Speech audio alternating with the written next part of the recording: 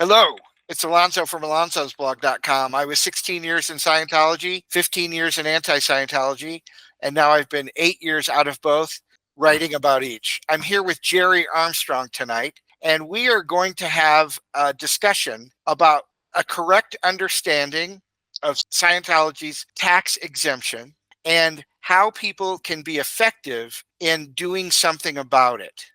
And so, Gerry, as I understand it, there's been a lot of really false information about Scientology's tax exemption, which has given everybody a kind of dysfunctional idea about how to proceed in challenging their tax exemption. So can you start off by letting us know the types of things that have been said over the years that gives everyone a kind of dysfunctional understanding, which is going to get in the way of being able to do something about their tax exemption? Sure.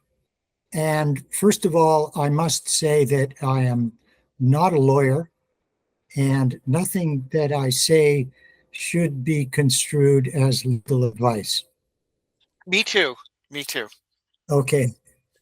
So, first off, one of the things that people have tried to do over the years is attack the tax exemption on the basis of Scientology's not being a religion. And that cannot be done.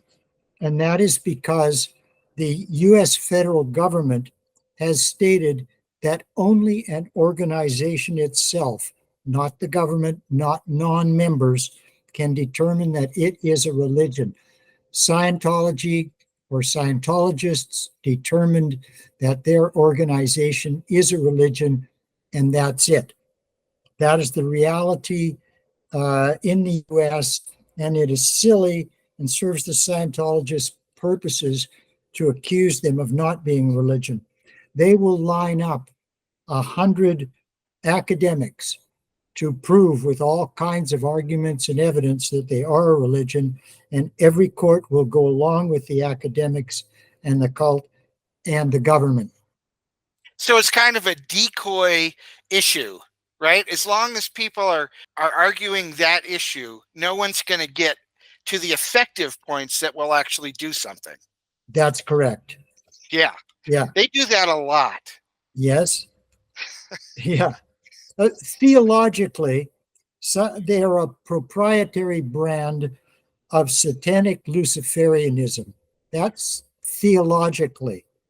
They are Luciferianism because of their devotion to Hubbard, a human being rather than God. And now Miscavige. That's where their devotion is.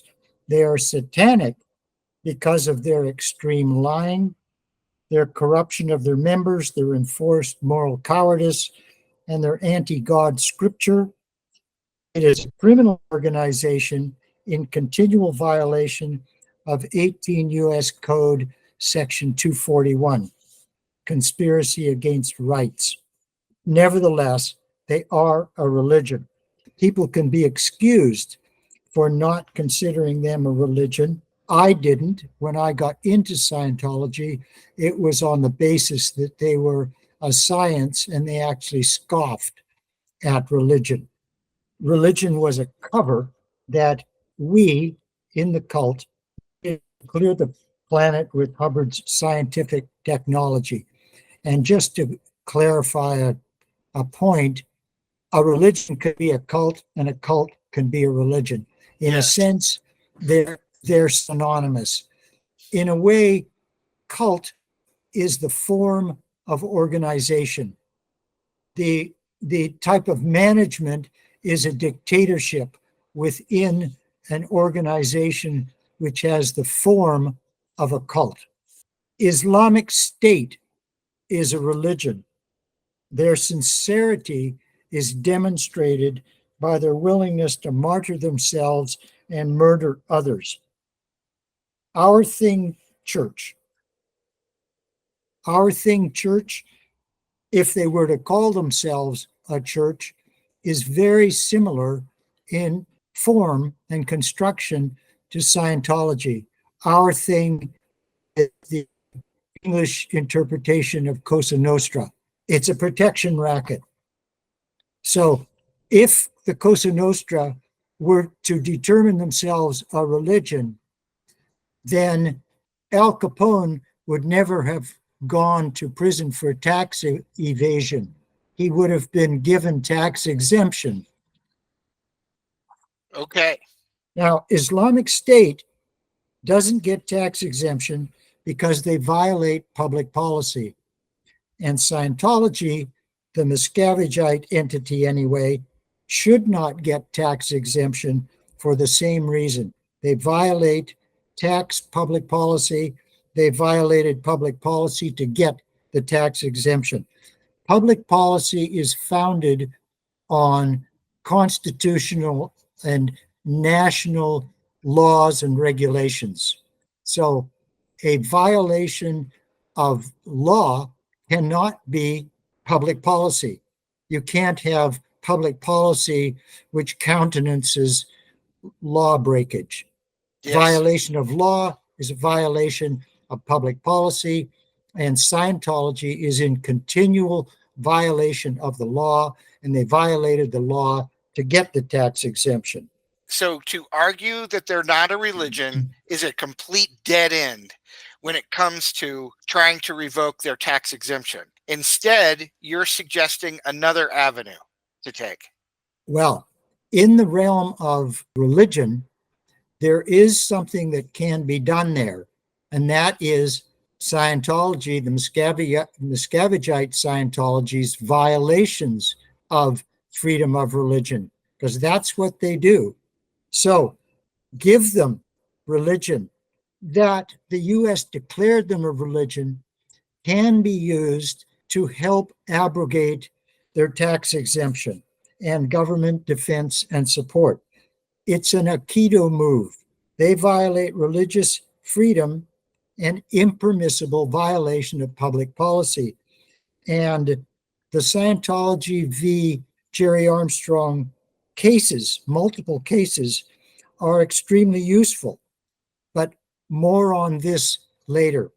The other two aspects or crimes in their effort to get tax exemption that people can grasp and use. The first is the Scientologists' extortion of the IRS and the willful false statements in their submission on which the tax exemption was supposedly at least granted. Now, first came the extortion. The Scientologists extorted the IRS, extorted officials of the federal government. Now, it's true that the government went along with the extortion, and that's often the case with extortion. Extortion can be successful or unsuccessful. The Scientologists were successful. First came the extortion, and that's the faucet story. It goes like this. We will turn off the faucet of exposure of your secrets. That's in line with extortion and blackmail. In order to gain something of value, yes. Correct. That is In this case, $1 billion liability, wiped out deductions for all of the people who are giving them millions of dollars, and a green light to further defraud, abuse, and commit crimes against the U.S.'s own citizens, but not the government. So yes. We will turn off the faucet of exposure of your secrets, the false accusations against you, and the true accusations against you, your violations of public policy, baseless lawsuits against you, stalking your officials, etc., and you give us tax exemption, give all our members tax deductions for the money that they give us, and greenlight our defrauding, abusing, and rights violations of your non-governmental citizens. Once the extortion was, quote, negotiated, because this took place over a 2-year period, according to Rinder and Rathbun, and they were flying out to meet with the IRS from LA to DC, they said virtually weekly. So once the extortion was negotiated, then the false statements were agreed to. And here, regarding false statements, look up 18 U.S. Code Section 1001 and 26 U.S. Code Section 7206.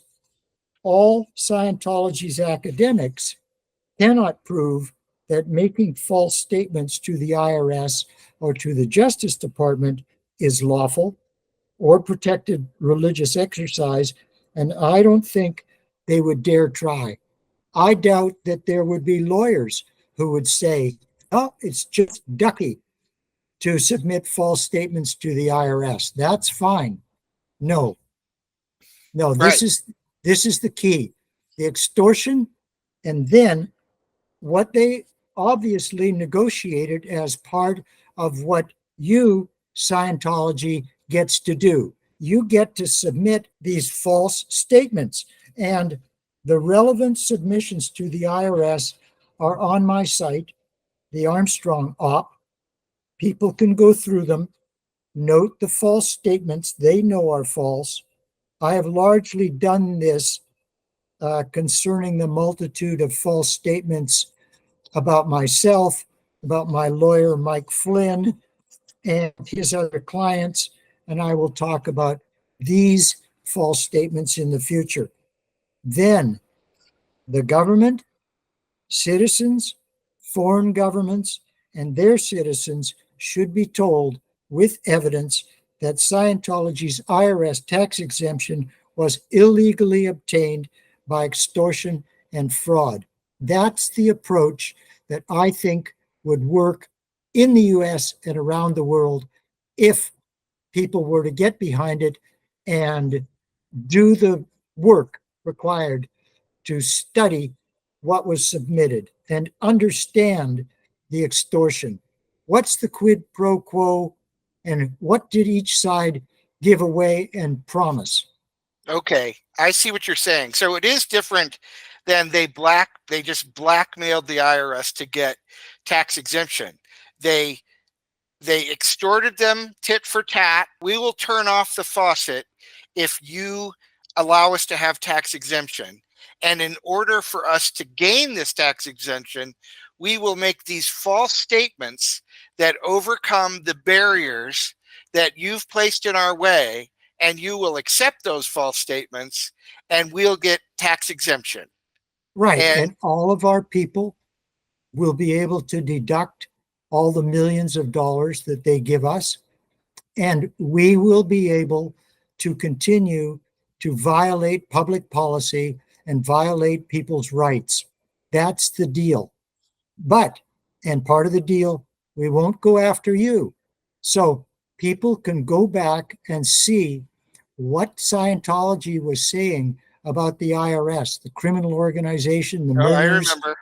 Yeah, Yes, there was that can be cats. used. There was a program in Scientology called CATS, Citizens Against Tax. What was it? Tax suppression or something? Where I know that my mission holder, because he'd been a Scientologist for so many decades, was basically considered a tax protester. And so were many other Scientologists. And I remember after they got the tax exemption, one of the things that the church was doing to all Scientologists were making sure that they were filing their taxes. You would have to go to ethics if you didn't file your taxes. They became almost kind of an enforcement arm of the IRS for a while there after the exemption. Right. And at the same time, they were marketing and advertising with, pictures of Uncle Sam saying, now you can deduct all the money that you give us. Yes, yes. I remember those days.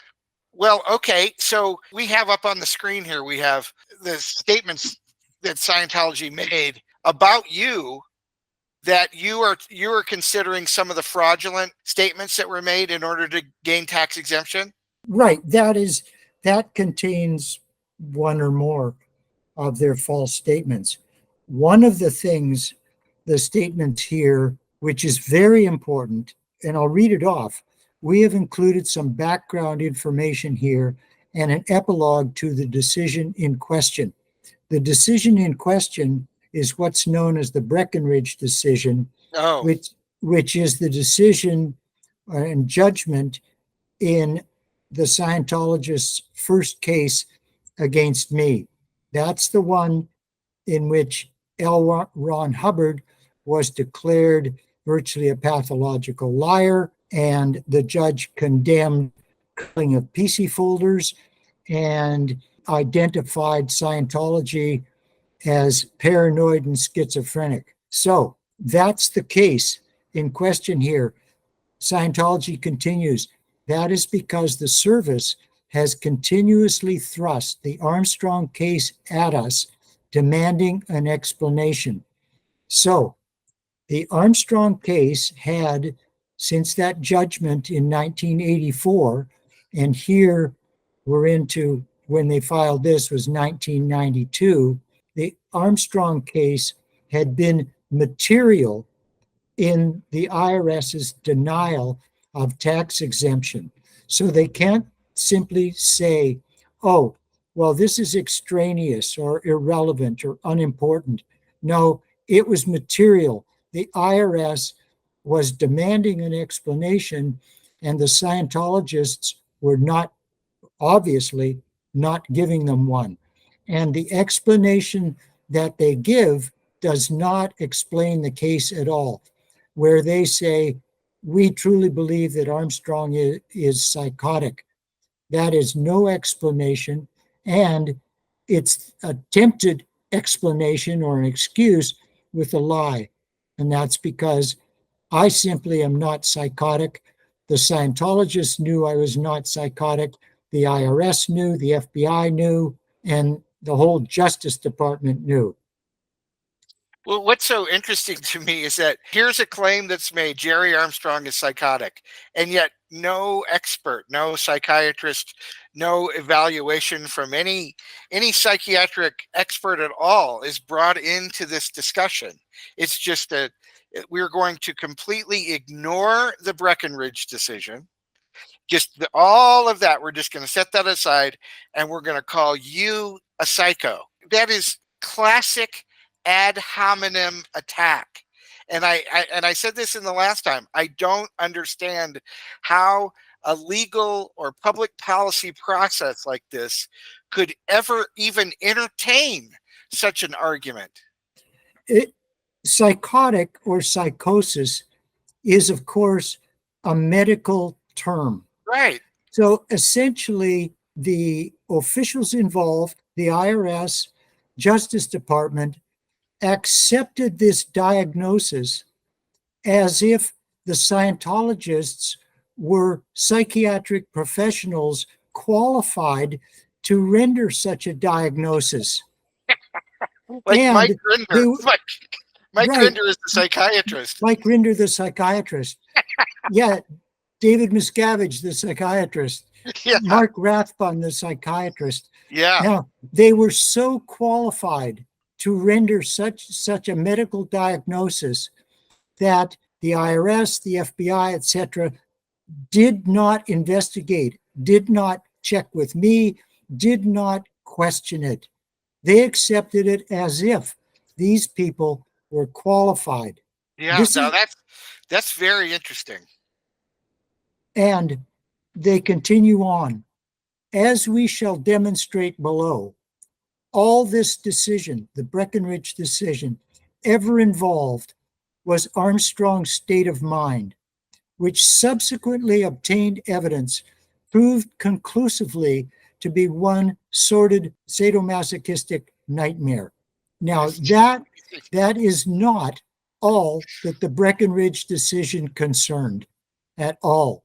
Not a bit. And that this is an official filing to a government agency with a sentence like that in it is just shocking. Yes, it is. That it was so shocking to me. I didn't read this until I arrived in Canada. Mm-hmm. But I got my first internet account in the beginning of 1997. And that's where I read a section of their submission to the IRS. That's where I saw that they had labeled me psychotic and that they had discussed the Armstrong case and the Breckenridge decision. That was in 97. They got their tax exemption in 93. In these filings to the IRS, there are somewhat, at least 145 mentions of me by name. There's a mass of material about me. Now, I was at that point involved in litigation with the Scientologists, headed by the head of legal was Mike Rinder. Yep. And in those cases, they had to produce to me everything that they had published about me. And they did not provide that. They did not disclose what they had filed with the IRS. The idea and the lawsuits were to silence me about my experiences and knowledge. They got an order which says that they can say whatever they want about me and I cannot respond. It's my belief that it is such a perverse, unconstitutional order that I am sure that the US federal government agents went into state court and got that state judge to issue this order in the hope that I would be silenced just because of the dirty deal that they had cut with the Scientologists. So the idea that I could not respond to what they filed to get $1 billion tax exemption, bullshit. Yeah. It's just like you would figure in order to get $1 billion, we're going to need to shut Gerry Armstrong up, and we're going to need to use everything we can to make sure that he shuts up. So isn't there some kind of a levying of a fine on you every time you mention the word Scientology in public? Isn't that part of this? Yes. $50,000 per utterance. And it's per recipient. So per recipient who hears it, who reads it. Okay, so if 10,000 people watch this video with you, then it's 50,000 times 10,000 that you need to pay. Who do you pay? Do you pay Mike Rinder that, or do you pay the federal government that, or how does that work? No, it goes to the Church of Scientology International. Okay. So this is so ridiculous. It's okay. Right. Plus, I get to go to jail. And I'm fined. No, the amount that, according to their calculations, I owe them is up in the trillions, or quadrillions. It's that bizarre, and it's a joke. It's a joke. They have made a joke of U.S. law. Yeah, is what they've done. Yeah, and this is another factor too. I cannot say one word about my experiences. And those are religious experiences. I can't say one word about my knowledge. That is religious knowledge. Yes. They are a religion organized solely for religious purposes. That's what the IRS says. And every one of their organizations or affiliated organizations, so Narconon, Criminanon, and their corporations, RTC, CST, CSI, CSC, and all of their organizations around the world, Church of Scientology of British Columbia, Church of Scientology of San Francisco, Church of Scientology of Moscow, and all of the franchises or missions around the world. And every one of their directors, officers, volunteers, employees, lawyers, every one of them, they can say whatever they want, and I can't say one word about them. I have to say that I've never seen you actually go quiet ever since this decision. Well, I actually did. I did go quiet to a degree. I signed their ridiculous document, which I understood. I knew the ramifications of it because my lawyer at the time, Michael Flynn, said, Gerry, it's not worth the paper it's printed on. They are paying you to dismiss your claims against them up to this moment. But regarding the future, you cannot give away that right. You can't sign away your constitutional rights. And also, Gerry, should anything happen, I'll be there for you. Well, that has never happened. I have pleaded with him 50 or more times to come forward, execute a declaration. He has never done it. Now, they made his life hell. Mm-hmm. They framed him with the forgery and attempt to pass a $2 million check on one of L. Ron Hubbard's accounts at the Bank of New England. So hold on. They forged his signature on a check to make it look like he was trying to steal $2 million. No, someone attempted to pass a check on L. Ron Hubbard's account for $2 million. It was scammers who had somebody inside the bank. Then the Scientologists, Mark Rathbun, Eugene Ingram, their famous nasty PI who threatened to put a bullet between my eyes, they paid the person who actually committed the crime $25,000 to execute an affidavit which Ingram prepared in order to get Flynn. They framed Flynn. So that was just one crime, but they made his life hell for some 7 years.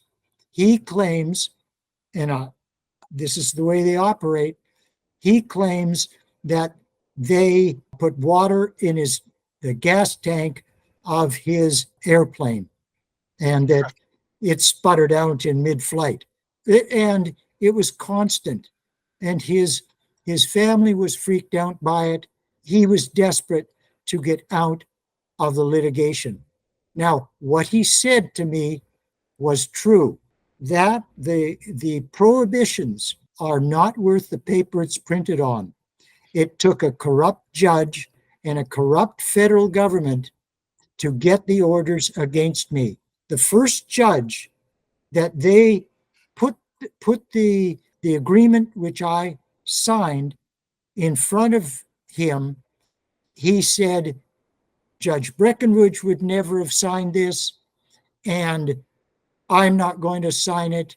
This is the most lopsided, one-sided contract I've virtually ever seen. Mm-hmm. And then they took it to another court where they got a corrupt judge to sign it.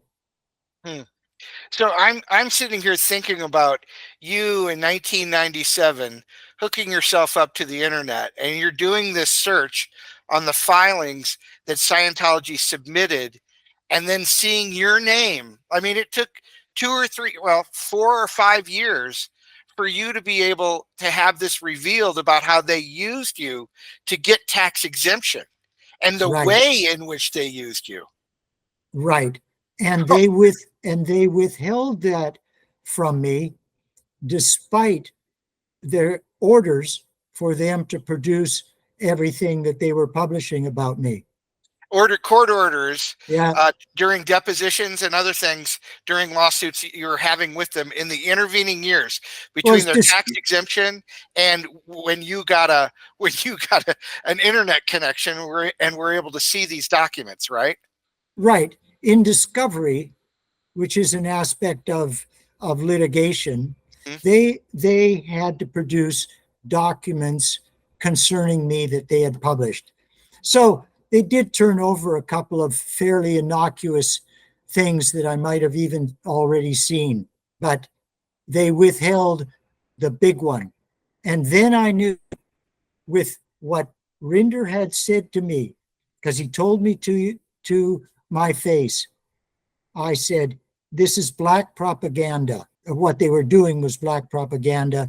This was in 1994, before I learned of what they'd filed with the IRS. And he says, yes, and we're going to keep doing it until you shut up. That in Yeah. itself, that's extortion.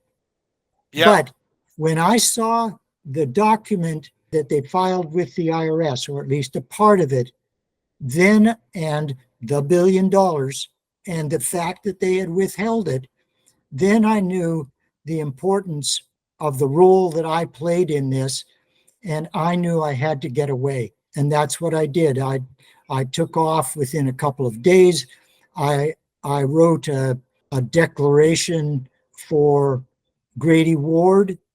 Remember that name?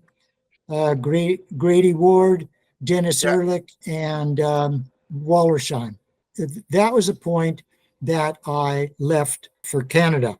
Hmm. And then, without service on me, because I was in Canada and you have to have personal service to do this, they were able to get an order of contempt against me. And this was for the declaration which I had written for Grady Ward pursuant to a subpoena. So Ward subpoenaed me.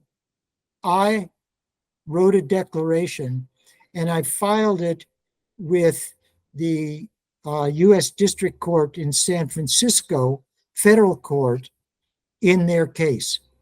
And then I left. When I was in Canada, without service on me, then they got a contempt order. And then when I filed an appeal from this ridiculous California state court order, then they got it dismissed on the basis that I was a fugitive from justice.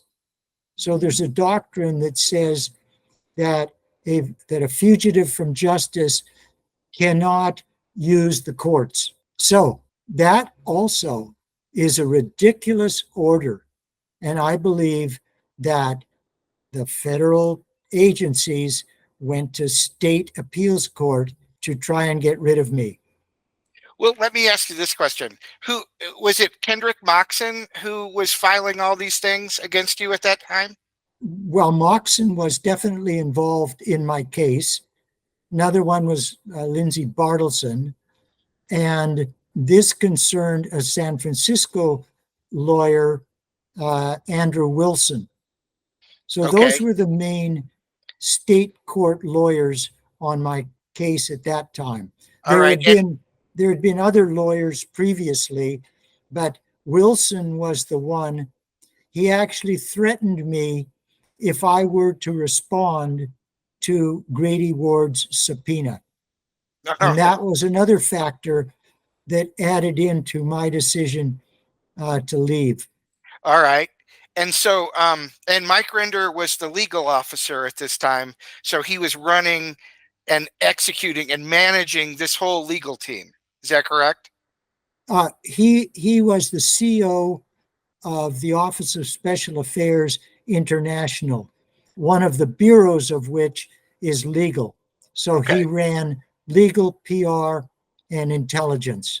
Right. And so, as CO OSA, he would have seen all of these filings and approved all of those filings. Well, seen, certainly. He had a duty to see them all. Now, All right. And so this, whether or not they needed his approval Miscavige's was enough. Miscavige was intimately involved in all the cases against me. Miscavige was intimately involved in all the lies to the IRS. Yes. And so when you take a look at Mike Rinder, he's been out for 15 years and he's a hero. Okay. He's a redemptive hero. He has turned his life around and now he's going after the cult. And yet when it comes to you and this scheming legal bind that they have put you in, has Mike Rinder ever made any kind of move to alleviate or give you the information necessary for you to alleviate this contrived legal bind that you're in? Right. He has done nothing, and worse than nothing, he has continued to black PR me, including this smear that I'm psychotic. Yes. He's just continuing to run that line that he began way back in the 80s and that they used into the 90s to get tax exemption, that you're a psycho. And even after getting out for 15 years, he continued to run that line. Yes, and he has had many of his followers do the same thing. Yes. Aaron Smith Levin and Gerry Armstrong's hearing things through the air conditioner. Yeah. Another smear that he got from Mike Rinder. Stephanie Hutchison, smear from Mike Rinder. Yeah. Dan Sherman, he writes to the newspaper in Boston that, Armstrong's a certifiable nut, and Rathbun, same thing. I posted a lot to Marty's blog, and there was a point while he was in his lawsuit with the Church of Scientology, he hadn't dropped it yet. And it was as if, Marty was this really big warrior against Scientology, and everybody was praising him for being such an effective warrior. And right in the middle of that, I asked Marty in a comment, I said, so with all this legal stuff, don't you think that you could help Gerry Armstrong out and reveal what it is that you guys did to put him into the legal bind that he's in? And it happened. I knew that Marty was on the blog at that time. And so I waited for his answer. And within a half hour, he answered. And he says, every time I think about Gerry Armstrong, I just go unconscious. That was his answer. Right. And he also wrote, someone else queried him about me, and he wrote, if Armstrong would write something that is understandable, I would answer him. So, of all of the hundreds of thousands of words that I've written, nothing to Marty was understandable. Yeah, because he's unconscious. Every time he sees you, he goes unconscious. So he can't understand anything. So he was willing to make himself sound like stupid, like ignorant, just to not have to answer. Yeah. But in an effort, Armstrong isn't understandable. That goes along with the psychosis. Yes. And this is all part of continuing to protect the tax exemption. Right. It's as if they're still working for Scientology. Yes. And by continuing to protect the tax exemption, maybe there's something in it for them, like a nice retirement package or some kind of thing. If they can distract everyone off of this and retain Scientology's tax exemption, maybe there's a quid pro quo. Like Mike might have a house waiting for him in Bermuda, or Marty has another one, say, on Galveston Bay, or something like that. Right, or maybe someone will engineer an Emmy for him. Exactly. You could be an Emmy winner, Mike, if you just protect Scientology's tax exemption for us. And intelligence, it's common to Yeah. use awards that way and to Yeah. control awards. Yeah. And Yeah. and you'll notice that in all of the Aftermath series, there's nothing that deals with the Gerry Armstrong situation, the person that Rinder fair gamed more than anyone else, and the tax exemption. There's nothing effective. They completely omit the two areas which are key. One is the extortion, we extorted them, and the other is the false submissions which smear and defame me. Yeah. So the extortion, that's something they did, but what did the IRS do in return for ending the extortion? That's the key question. And then here, and with the second part is what lies were told about Gerry Armstrong in order to get tax exemption. Those are key. Yeah. So if I understand this correctly, you're saying there are two ways that a listener or someone in the audience with some kind of skill can use to help to revoke Scientology's tax exemption with these Right. two ways. There, well, there's three actually, and Hmm. that is Scientology's violations of the freedom of religion of members or outside people. Those contracts by which they silence people about their religious experiences and religious knowledge must be ruled unlawful. Now, the U.S. federal government and a part of the State Department, the Commission for International Religion, Freedom of Religion, they go around to other countries of the world and enforce the U.S.'s standard of freedom of religion on those other countries. But what the U.S. federal government itself and its courts and its religions, like Scientology, are doing violate the very laws that they're enforcing on other countries, Hmm. condemning other countries for the violations of freedom of religion. Whereas it's demonstrable in the US that Scientology violates freedom of religion. Now, freedom of religion in the US, unfortunately, has come to mean freedom of the religious corporation to suppress the religious freedom of individuals. Only individuals can have freedom of religion. And Yeah. you have to, for freedom of religion to exist, you have to be able to leave a religion in a flash. I'm done right now. It is unlawful for Scientology to hold people who want to leave for a second. Yeah. Now, the Headley case, I believe, was manipulated in order to give Scientology the judge made law to violate freedom of religion. Also, religious arbitration. If a person can't leave and leave completely and have access to the laws of the country, then there's no freedom of religion. Sending them back for religious arbitration, which is a sacrament in Scientology, no freedom of religion. Yeah, So, it forces them to practice a religion that is not their own and which they have left and in most cases denounced, publicly denounced.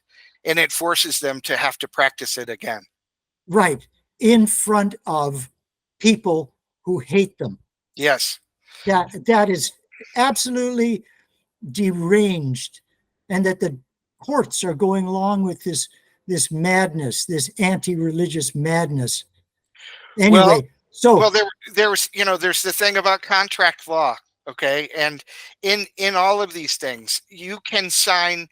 It's my understanding. I'm not a lawyer, but it's my understanding that you can actually sign a right away by you can signing a sign contract. You can sign certain rights away, and you can compel someone to do something. But do you think a court would enforce it in order for someone to leave a religion in the US, and they force him to sign a contract which says you will never pray to God, and if you pray to God, you have to pay $50,000. Now that's something that, sure, you can sign it, but what court? There are certain things which you cannot sign away. The contract is at fault, and the courts are at fault for enforcing an unenforceable, impermissible condition in a contract.